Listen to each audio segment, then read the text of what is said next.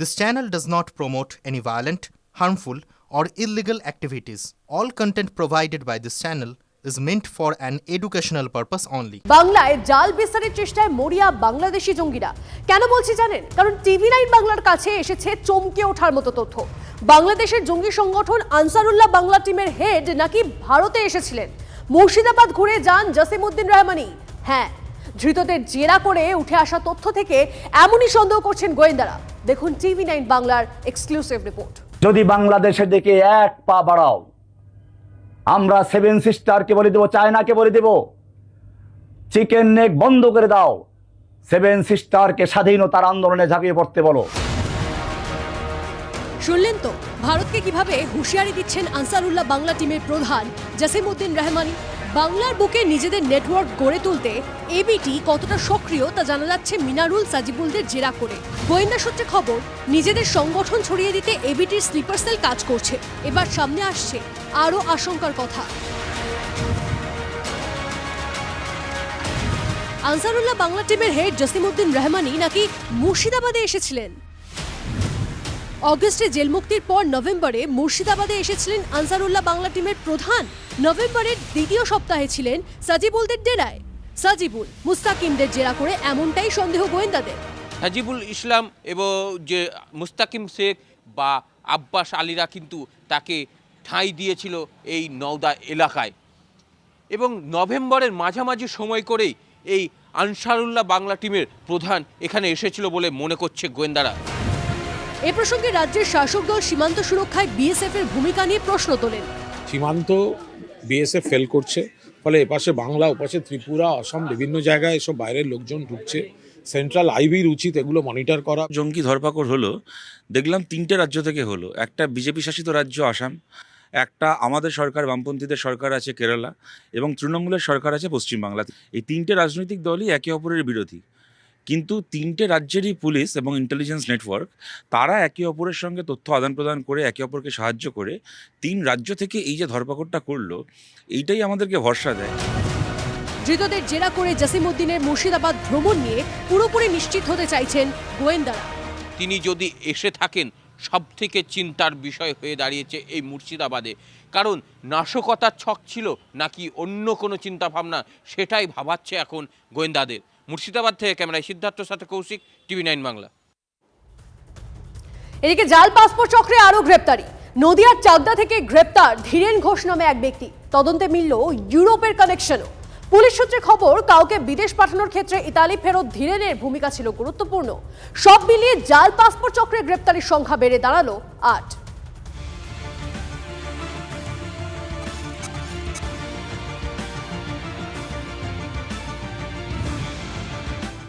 উত্তর 24 পরগনা, কলকাতার পরে নদিয়া। জাল পাসপোর্ট নেটওয়ার্কে আরও রহস্যের উন্মোচন। এবার চাকদা থেকে ধীরেন ঘোষ নামে আরও এক অভিযুক্তকে গ্রেপ্তার করল এসটিএফ। বাংলায় জাল পাসপোর্ট চক্রের সঙ্গে মিলে গেল ইতালির কানেকশন। কল্যাণী মদনপুর রোডের ঠিক পাশেই এই বাড়িতে থাকতেন। ঘটনার পর থেকে কিন্তু বাড়িতে পরিবারের তার স্ত্রী সন্তান থাকলেও এখন কিন্তু বাড়িটি তালা দেওয়া। আর এই বাড়িতে বসেই গোটা রাজ্যের জুড়ে তার জাল বিস্তার করেছিলেন, এবং তিনি বিভিন্ন জায়গা থেকে ভুয়ো শংসাপত্র তৈরি করে তারপর জাল পাসপোর্ট করে দিতেন বলে অভিযোগ। আর সেই অভিযোগে গ্রেপ্তার হয়।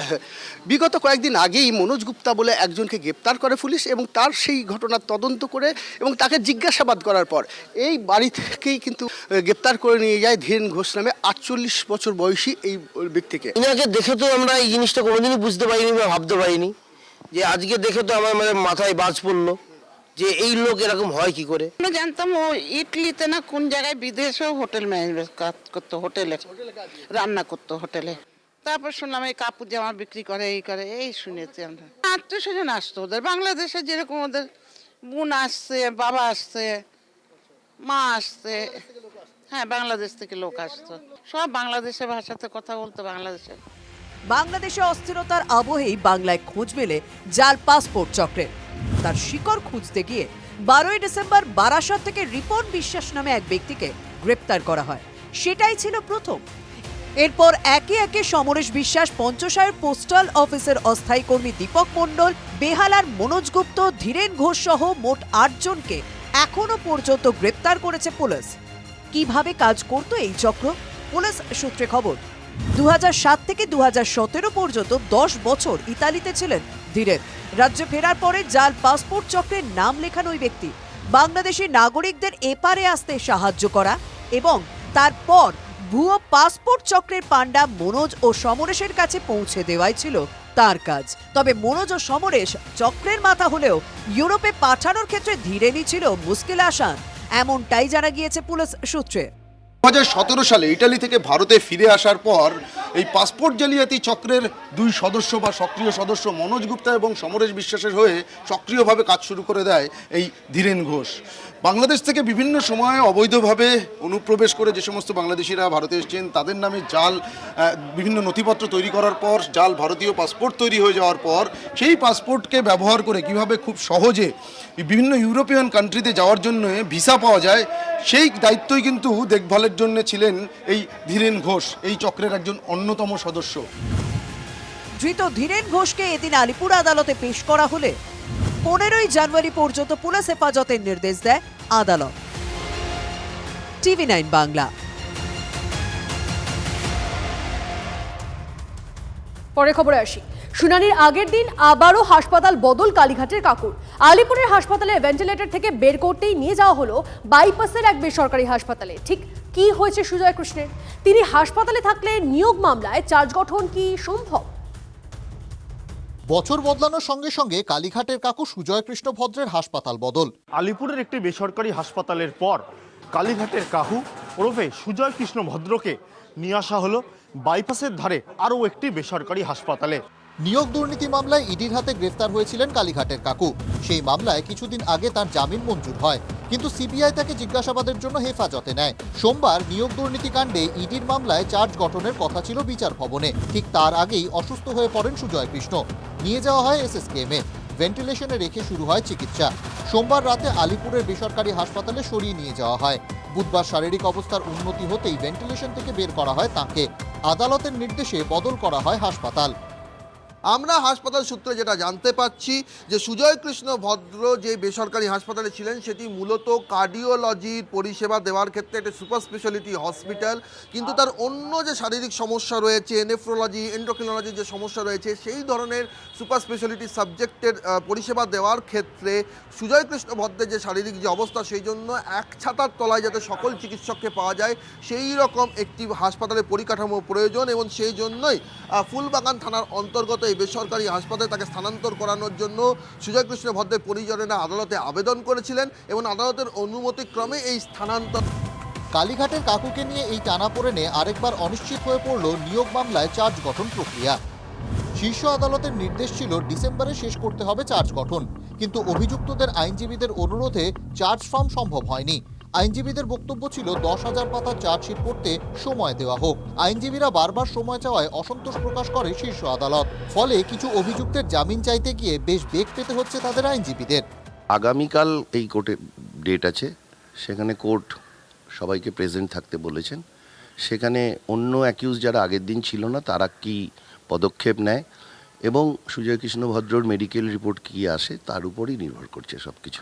আইনত সমস্ত চার্জশিটের যারা অ্যাকিউজ পারসন তাদেরকে কোর্টে উপস্থিত থেকেই চার্জ গঠন প্রক্রিয়া শুরু হয়। আইনি দীর্ঘসূত্রিতা, তদন্তের প্রক্রিয়া প্রলম্বিত হয়ে যাওয়া, এগুলো মানুষের ভাবাবেগকে আহত করছে। মানুষ হতাশ হচ্ছেন, তবে এখনও কেন্দ্রীয় তদন্তকারী সংস্থা এবং আদালতের উপরে মানুষের ভরসা আছে। আমরা বিশ্বাস করি যে কাকুর মাধ্যমেই জেঠু সামনে আসবেন। উনি অসুস্থ, কতটা অসুস্থ, কিভাবে অসুস্থ, কোথায় চিকিৎসা হবে, গোটা বিষয়টা এটা এজেন্সি দেখছে হাসপাতাল কর্তৃপক্ষ এবং বিচারকের নজরদারিতে হচ্ছে বা বিচারকের অনুমতি নিয়ে হচ্ছে। ব্যাপারটা কোর্টেই হবে, যার যা বক্তব্য কোর্টে জানাবে। আইনি জট থেকে বেরিয়ে নিয়োগ দুর্নীতির চার্জ ফর্ম শেষ পর্যন্ত কবে হয় সেটাই এখন বড় প্রশ্ন। Bureau report, TV9 Bangla. উত্তর দিনাজপুরের কালিয়াগঞ্জের নির্যাতিতার মাকে চাকরি দিল রাজ্য সরকার। কালিয়াগঞ্জের ভূমি ও ভূমি সংস্কার দপ্তরে চুক্তিভিত্তিক কর্মী হিসেবে নিয়োগ করা হয়েছে তাকে। এদিন নির্যাতিতার মায়ের হাতে নিয়োগপত্র তুলে দেন রায়গঞ্জের তৃণমূল বিধায়ক কৃষ্ণ কল্যাণী। 2023-এর 20 এপ্রিল কালিয়াগঞ্জে নাবালিকাকে ধর্ষণ করে খুনের অভিযোগে তোলপাড় হয়েছিল রাজ্য রাজনীতি। সুবিচারের দাবিতে নির্যাতিতার পরিবারের পাশে থাকার আশ্বাস দেয় বিজেপি নেতৃত্ব, কিন্তু নির্যাতিতার মায়ের অভিযোগ এ বিষয়ে তিনি পাশে পাননি গেরুয়া ব্রিগেডকে। যদিও বিজেপির জেলা নেতৃত্বের দাবি রাজনৈতিক ফায়দা তুলতেই তাকে ভুল বুঝিয়েছে তৃণমূল। বিজেপি কি শুধুই রাজনীতি করলো বলে মনে হয় আপনার? হ্যাঁ, শুধু রাজনীতি করছে।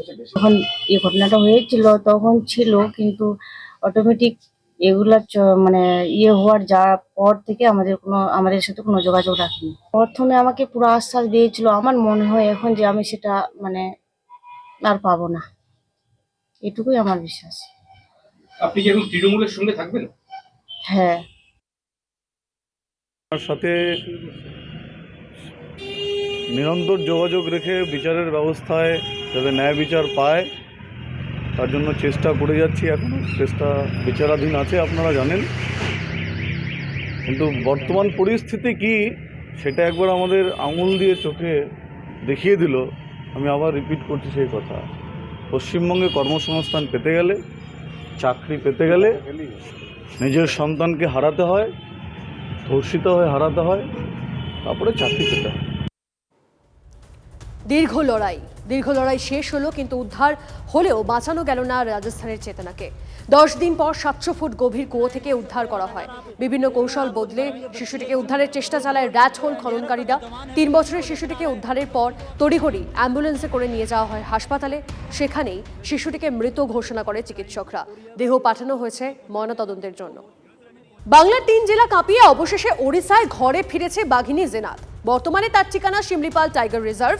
সেখানে নতুন বছরের প্রথম দিনে বেশ খোশ মেজাজে দেখা গেল বাঘিনীকে। কখনো ছোট্ট পুলের জলে নেমে খেলা, তো কখনো এনক্লোজারে ছুটে বেড়াতে দেখা গিয়েছে তাকে। জেনাতের এখন আর কোনো সমস্যা নেই, এখন সে সম্পূর্ণ সুস্থ, জানিয়েছেন শিমলিপাল টাইগার রিজার্ভের কর্মীরা।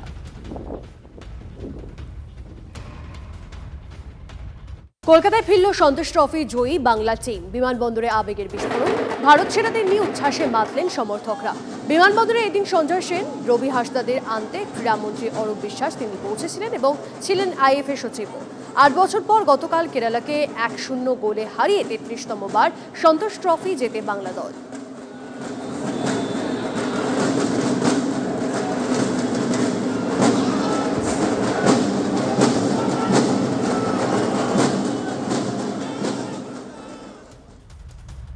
প্রতি বছরের মতো এবছরও শিশু কিশোরদের ভিড় জমেছিল বিধান শিশু উদ্যানে। ছোটদের কাছে বিধান শিশু উদ্যানের আকর্ষণ বিগত 50 বছর ধরে অমলিন। এখানে শিশুদের জন্য রয়েছে প্রচুর সংখ্যক দোলনা, স্লাইড, রোপ ক্লাইম্বিং সহ বিভিন্ন মজার সরঞ্জাম। বিধান শিশু উদ্যানে কোনো প্রবেশ মূল্য না থাকায় সাধারণ মানুষ সপরিবারে আসেন বছরের বিভিন্ন ছুটির দিনগুলোতে। নতুন বছরের প্রথম দিনে আজ প্রায় 8 থেকে 10 হাজারের মতো মানুষ এসেছিলেন বিধান শিশু উদ্যানে।